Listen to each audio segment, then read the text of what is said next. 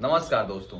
भारत की राजनीति वर्तमान में अपने चरम पर है। जहां संसद में सांसदों को बाहर किया जा रहा है, वहीं विपक्षी दल के नेताओं के ऊपर ईडी और सीबीआई की रेड पड़ रही है। लेकिन इन सभी के बीच इंडिया गठबंधन की हाल ही में एक मीटिंग हुई है। लेकिन हाल ही में हुई इंडिया गठबंधन की एक मीटिंग में मल्लिकार्जुन खड़गे को, जो कि विपक्ष के नेता हैं और कांग्रेस पार्टी के अध्यक्ष भी हैं, उनको यहाँ पर कुछ नेताओं ने पीएम उम्मीदवार का चेहरा प्रस्तावित किया है।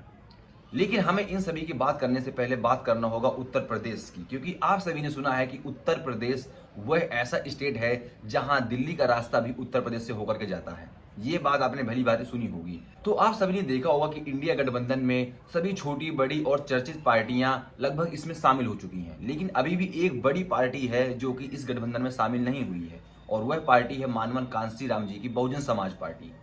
लेकिन उत्तर प्रदेश में समाजवादी पार्टी चाहती है कि बहुजन समाजवादी पार्टी या गठबंधन एनडीए के साथ में ना हो।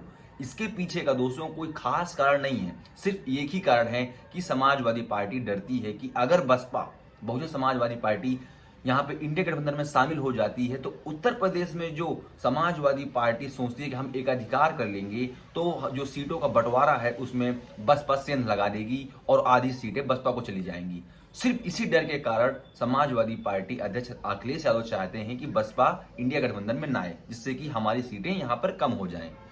लेकिन 2-3 दिन पहले मायावती ने एक कॉन्फ्रेंस मीटिंग करके सभी को हैरान कर दिया, और उन्होंने कहा कि जो भी ये इंडिया गठबंधन बना है वह किसी भी अन्य पार्टी जो उसके साथ सम्मिलित नहीं है उसके ऊपर कटाक्ष करने से बचे।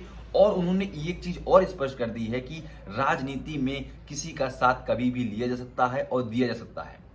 तो इस बात का आप अंदाजा लगा सकते हैं कि जो ये इशारा किया है मायावती जी ने, ये इशारा बीजेपी की ओर नहीं किया है, ये इशारा उन्होंने इंडिया गठबंधन की ओर ही किया है, क्योंकि मायावती बीजेपी में शामिल नहीं हो सकती और बीजेपी उनको शामिल कर भी नहीं सकती। तो ये बात तय है कि अगर बसपा बहुजन समाज पार्टी अगर गठबंधन करेगी तो इंडिया के साथ ही करेगी, नहीं तो किसी के साथ करेगी भी नहीं। तो आप जरा सोचिए कि मायावती जी का ये जो बयान है कि राजनीति में किसी का साथ कभी भी लिया और दिया जा सकता है, और इस गर्म राजनीति के समय पर ऐसा बयान जब आता है तो इसके अपने अलग अलग माने निकाले जा सकते हैं। तो दोस्तों सोचिए, अगर यहाँ पर बसपा इंडिया गठबंधन में शामिल हो जाता है तो दोस्तों खुद आप इस बात का अंदाजा लगा सकते हैं कि अगर बसपा इंडिया गठबंधन में शामिल हो जाता है तो इसका जो वोट प्रतिशत है इंडिया गठबंधन का वो कहां से कहां पहुंच सकता है। लेकिन एक चीज और इंपॉर्टेंट है, अगर यही इंडिया गठबंधन अपना पहला दलित उम्मीदवार और महिला को यहां पर प्रधानमंत्री उम्मीदवार चेहरा इंडिया गठबंधन बना देती है और वो होंगी मायावती, तो यहां पर रातों रात भारत की राजनीति उलटफेर हो जाएगा और रातों रात भारत की राजनीति बदल जाएगी। इस चीज की मैं गारंटी ले सकता हूं, क्योंकि दोस्तों मायावती जी की एक अपनी अलग ही राजनीति है। इनकी राजनीति को समझने के लिए आपको जमीन में उतरना पड़ेगा। इनकी जो जमीनी पकड़ है वो बहुत है। इनके जो वोटर्स है वो साइलेंट वोटर हैं, एकदम कोर वोट है। अगर आप देखें पिछले विधानसभा चुनावों को, जहां मध्य प्रदेश, छत्तीसगढ़ और राजस्थान में हुए, वहां पर मायावती जी ने एक भी रैली और सभाएं नहीं की है, लेकिन फिर भी वहां पर 3% से ज्यादा वोट यहां पर बसपा को मिला हुआ है।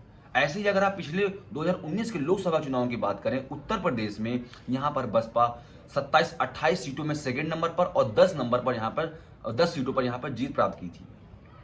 तो जो वोट का परसेंट है बसपा का वो 30% से और 40% से ऊपर है यूपी में। वहीं यही वोट ऑल ओवर इंडिया में बसपा को वोट हमेशा से मिलता आया है।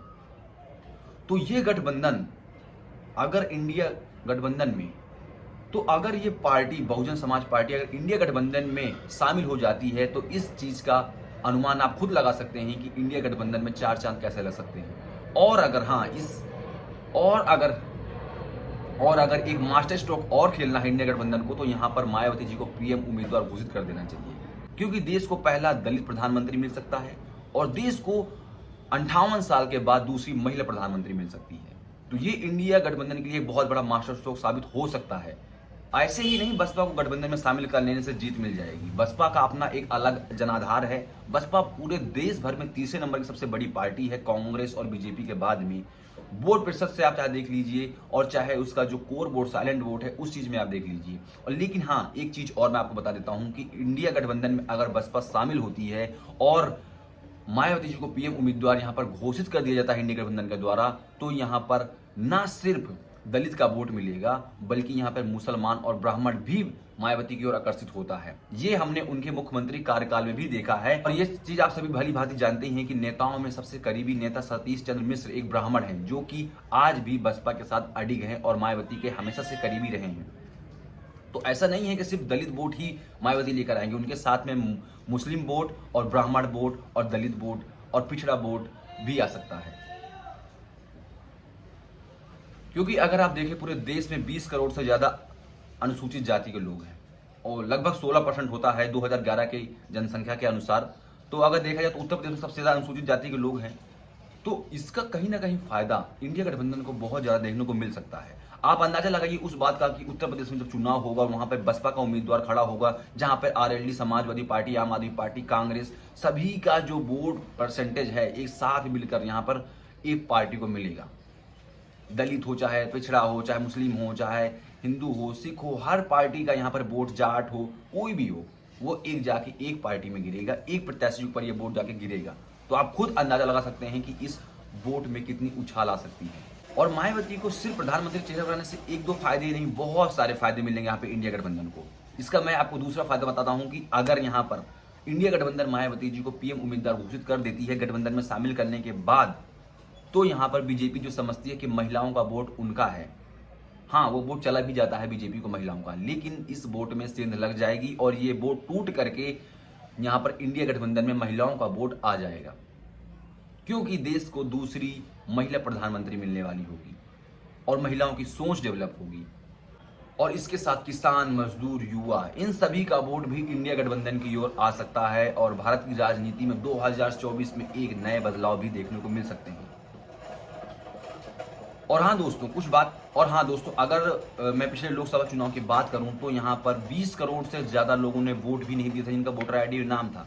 तो आखिर ये वोटर्स हैं कौन से वोटर हैं? आदिवासी हैं, पिछड़े हैं, दलित हैं, या कौन से ऐसे लोग हैं जो कि वोट नहीं डाल पाए थे? तो हो सकता है कि कुछ ऐसे लोग हों जो कि यहाँ पर एक अपनी बिरादरी या अपनी जाति का उम्मीदवार देख करके हो सकता है कि यहाँ पर बढ़ चढ़ के हिस्सा ले। मैं यहाँ पर खास करके ओपनली बोलता हूँ आपको कि मैं यहाँ पर अनुसूचित जाति के लोगों की बात कर रहा हूँ कि वो बढ़ चढ़ करके इसमें हिस्सा लेंगे और यहाँ पर मायावती को प्रधानमंत्री बनाने के लिए जी जान मेहनत करेंगे वो, क्योंकि उनको अपना पहला प्रधानमंत्री मिलने वाला होगा। क्योंकि इस देश में पिछड़े अगड़े हर प्रधानमंत्री बन चुके हैं, लेकिन यहाँ पर दलित प्रधानमंत्री पहला बन सकता है और वो मास्टर स्ट्रोक इंडिया गठबंधन खेल सकती है और उसका फायदा भी 2024 के चुनाव में उनको मिल सकता है। लेकिन इन सभी के बीच हमें एक चीज नहीं भूलना चाहिए कि इस टाइम पर ईडी और सीबीआई की रेड नेताओं को डराए हुए है।